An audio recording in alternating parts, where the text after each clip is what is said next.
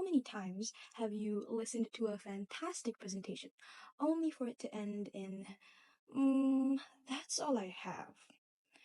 A strong ending is just as crucial as a powerful opening. Your closure is your last chance to make an impact, reinforce your message, and also leave your audience with something actionable and memorable.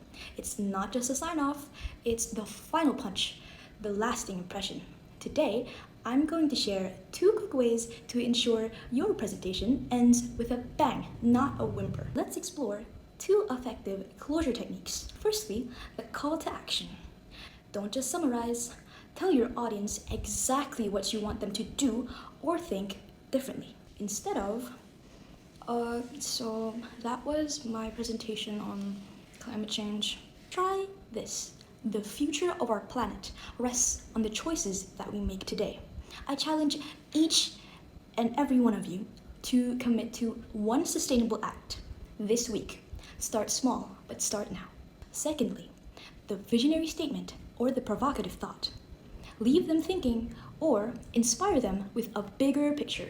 Instead of, that includes my report on the new marketing strategies. Try this. Imagine a world where every voice is heard, where every idea is valued, and every interaction sparks innovation. That is the future we can build, one engaging conversation at a time. The key is to connect back to the main message and give it an emotional or intellectual hook. Your ending is not just an afterthought, it's a strategic part of your message, whether it's a direct challenge, an inspiring vision, or a memorable story.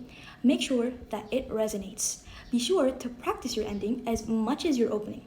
Leave your audience energized, inspired, and ready to act.